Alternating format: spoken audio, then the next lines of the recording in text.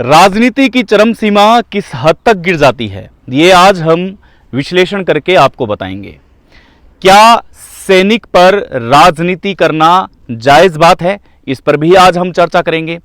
क्या सैनिक के सम्मान में किसी जगह बैठना राजनीति का एक पंखवाड़ा कहलाता है, इस पर भी आज हम चर्चा करेंगे। बहरहाल आज़ाद देश है और इसमें हमेशा कोई ना कोई गुलाम तस्वीर आप देखते ही आए होंगे, ये नई बात नहीं है। राम राम, आदाब, सत श्री अकाल, नमस्कार, आप सभी का स्वागत करता हूं। आज जो बात बता रहे हैं, आज वो बात है बीकानेर की। बीकानेर में एक मां ने अपना सपूत खोया है, एक पिता ने अपना बेटा खोया है, एक भाई ने अपना भाई खोया है, एक भाभी ने अपना देवर खोया है और पांचू गांव ने अपना एक मजबूत भाई खोया है, या यूं कहूं कि बीकानेर ने अपना एक लाल खोया है। ये जहन में बात तब आती है जब हवा की तरह ये बात फैल जाती है। आज पूरे तथ्यों के साथ बात करना बेहद जरूरी है। आज धरने के अंदर बैठे वो चंद चेहरे आपको नजर आ रहे होंगे। एक नंबर पूर्व कैबिनेट मंत्री गोविंद राम मेघवाल, जो कांग्रेस से बिलोंग करते हैं। सुशीला डूडी, वो नोखा से बिलोंग करते हैं, कांग्रेस के हैं। और आपको बिश्नाराम सियाग, यहां ये तीन चेहरे आपको प्रमुखता से देखने को मिलेंगे कि वो इस टेंट के नीचे आते हुए दिखाई दे रहे हैं। क्या इससे पहले बीकानेर में कई और शहीदों के नाम पे आंदोलन नहीं हुए? क्या इस देश में कोई आंदोलन नहीं हुआ? क्या राजस्थान में नहीं हुआ? ये सारी बातें ठीक है कि ये अपनी राजनीतिक रोटियां सेकने के लिए आए हैं, लेकिन इसका दूसरा अगर पहलू देखेंगे तो ये राजनीतिक रोटियां नहीं सेकने आए हैं। ये एक शहीद के परिवार को, ये एक सैनिक के परिवार को ढाढ़स बंधवाने के लिए वहां आए हैं। यहां कोई पार्टी मायने नहीं रखती, आप भी आ सकते हैं, बीजेपी आ सकती है, बसपा के लोग आ सकते हैं, कोई भी लोग आ सकते हैं। यहां पर किसी ने यह बैनर नहीं टांगा हुआ है कि यहां पर अमुक अमुक पार्टी के लोग ही अलाउड हैं, बाहर के लोग आ ही नहीं सकते। अब बताते हैं कैसे। सबसे पहले आपकी स्क्रीन पर एक विजुअल चल रहा है और मैं बार बार शहीद का नाम इसलिए ले रहा हूं, हालांकि सेना के एक पत्र के हवाले से यह खबर है कि ये एक सुसाइड है, ये अपनी खुद की जिंदगी खुद ने छीनी है, इसका भी हम जिक्र करेंगे। लेकिन सबसे पहले आपकी डिस्प्ले पर हमारे राजस्थान के मुख्यमंत्री भजन लाल शर्मा का एक वो पोस्ट आपको दिख रहा है, जिसके अंदर शर्मा साहब ने लिखा है कि जम्मू कश्मीर के अनंतनाग में मां भारती की रक्षा हेतु वीर गति को प्राप्त बीकानेर के नोखा केडली के वीर सपूत शहीद रामस्वरूप कस्वां जी को शहादत पर भावभीनी श्रद्धांजलि। ये कैसे लिख दिया, क्यों लिख दिया? क्या सीएमओ तक भी ये सूचना नहीं थी उस वक्त कि ये सूचना फेक है? क्या सीएमओ तक इसकी जानकारी नहीं थी? अब हम आम आदमी हैं, आप और हम आम आदमी हैं, हम जो भी चीज आती है उसको टीआरपी की होड़ में लगा देते हैं। आप भी टीआरपी की होड़ में या भावनाओं में बहकर वो चीजें लगा देते हैं, परंतु क्या सीएमओ तक कोई ऑथेंटिक जानकारी नहीं होती है? सवाल और जवाब दोनों मिक्स है। आगे लिखा है, प्रभु श्री राम पुण्यात्मा को अपने श्री चरणों में स्थान व शोकाकुल परिवार को यह वज्रपात सहने की शक्ति प्रदान करे।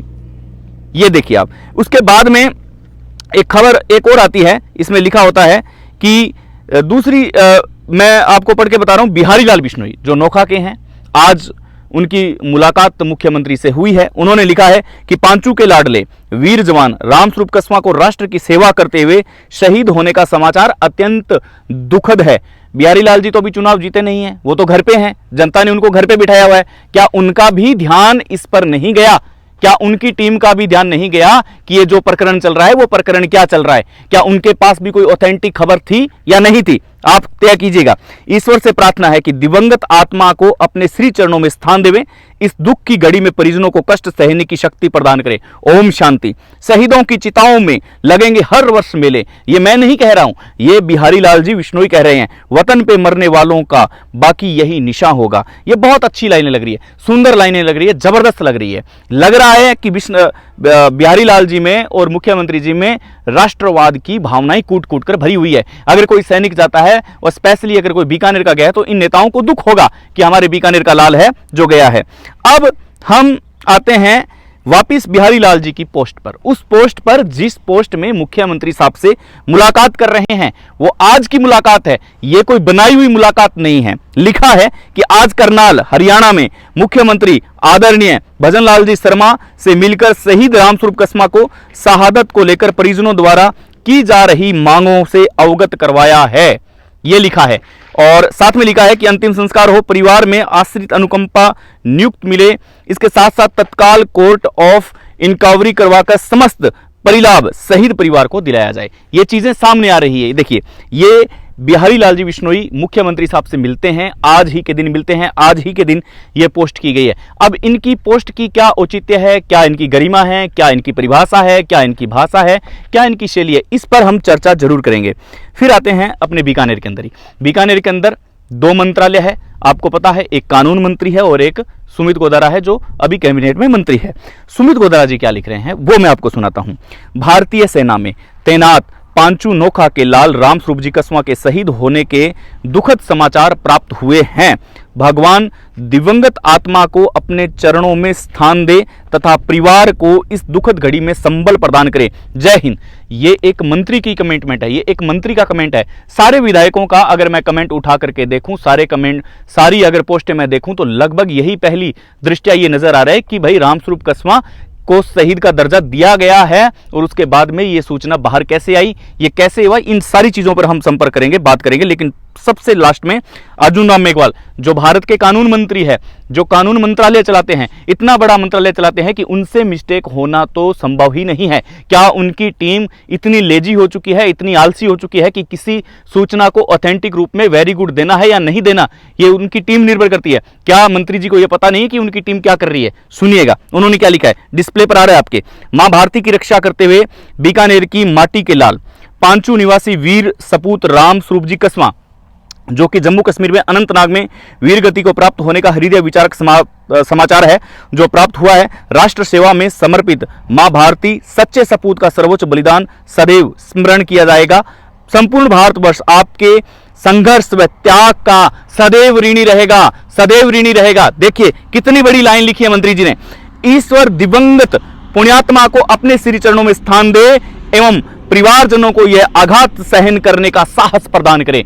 अब इस गैजेट को मैं मेरी पॉकेट में डालता हूं क्योंकि वक्त आ चुका है विश्लेषण करने का कि आज हम मान लेते हैं कि परिवार गलत कह रहा है, परिवार नाजायज मांग कर रहा है। वो परिवार उन लोगों के साथ बैठा हुआ है म्यूजियम सर्किल पे। लोग कितने परेशान हो रहे हैं, रूट को डाइवर्ट कर दिया गया है। इस वजह से सारी की सारी अर्थव्यवस्थाएं हैं बीकानेर की एक बार से चरमरा गई है और पूरी की पूरी व्यवस्था भंग हो चुकी है। ट्रैफिक पुलिस प्रशासन परेशान है, लोकल पुलिस प्रशासन परेशान है। इधर वो गांव वाले जिनको आप अपनी स्क्रीन पर देख रहे हैं कि टैंकर से पानी पिलाया जा रहा है, कोई लोग कहीं से आ रहा है, कोई लोग कहीं से आ रहे हैं, उनको एक जातिगत भूमिगत दृष्टिकोण देने की कल संभावना बन रही थी कि जातिगत मुद्दा है, लेकिन ये राजनीतिक मुद्दा है। लेकिन हम कहना चाहेंगे कि उस परिवार की क्या गलती है जब इतने बड़े बड़े लेवल के मंत्री अगर अपनी आइडेंटिफाई पोस्ट से ये कर रहे हैं कि वीर गति को प्राप्त हुए हैं श्री रामस्वरूप कस्वा, तो फिर आम लोग क्या चाहेंगे, आम लोग क्या नहीं चाहेंगे? क्या कानून मंत्रालय के पास इतनी बड़ी जिम्मेदारी नहीं है कि किसी फेक न्यूज को अपने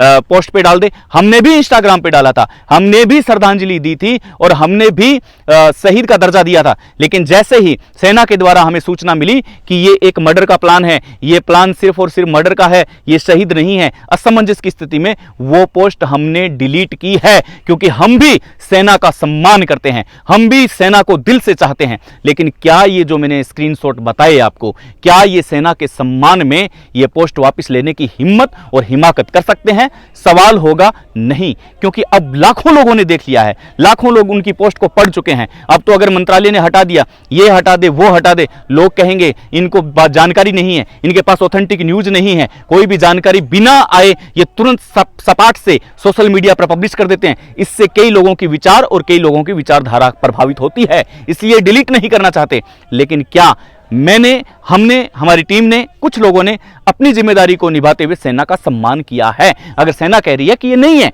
हम भी मानते हैं कि सेना जो कह रही है वो सच कह रही है, लेकिन क्या अगर अभी भी इतने बड़े बड़े मंत्री अपने स्टेटमेंट पर अडिग हैं तो फिर पीछे क्या रह गया? क्या सीएम भजन लाल शर्मा को सेना के अधिकारियों से बात नहीं करनी चाहिए? क्या भारत के कानून मंत्री को वहां बात नहीं करनी चाहिए? बिहारी लालजी बिश्नोई अपनी एक फरियाद लेके जाते हैं क्योंकि वो यहाँ के लोकल हैं, फरियाद लेके जाते हैं कि साहब ऐसे करके ये घटना हो चुकी है, बीकानेर में बवाल मच रहा है, ये बातें असमंजस की स्थिति में है, दोनों टकराव हो रहे हैं, कांग्रेस के लोग हावी हो रहे हैं, बीजेपी के लोगों ने ये कमिटमेंट कर दी है, जल्दी से आप इससे बात कीजिए, परिवारजनों को लाभ दीजिए। जब लाभ ही देना है तो लाभ पर बात आ जाती है, आप तत्काल इसका क्यों नहीं कहते। और अब बात आई है सामने कि 17 किलोमीटर दूर, केवल 16-17 किलोमीटर दूर जो एलओसी थी उससे दूर तैनात थे, वहां पर सर में गोली लगने का कोई सवाल ही खड़ा नहीं होता। वहां से गोली उड़ के आई, कैसे आई, क्या हुआ, इसकी जानकारी कौन निकालेगा? आप और हम नहीं निकालेंगे। इसकी जानकारी मंत्रालय में बैठे वो लोग निकालेंगे।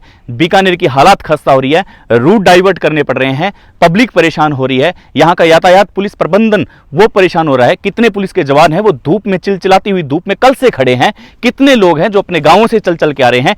अभी तक उस मां का हाल किसी ने पूछा? उस मां के पास कोई गया? उस पिता के पास गया? पिता से कोई भी बात करने की कोशिश करता है, वो केवल और केवल हाथ जोड़ के सिर्फ इतना कह रहा है कि भाई मुझे पता नहीं मुझे क्या हुआ, मैं ये सोच रहा हूं कि मेरा बेटा वीरगति को प्राप्त हो गया, लोग कह रहे हैं आत्महत्या कर ली।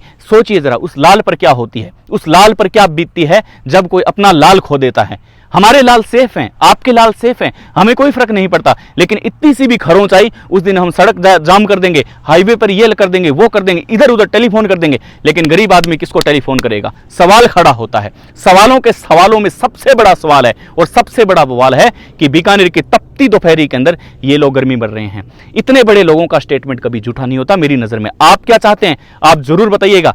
बवाल गजब का बवाल है, सवाल भी गजब का है, लेकिन मुख्य सवाल यह है, आप और हम सोचेंगे कि आखिर क्या हो रहा है। नमस्कार।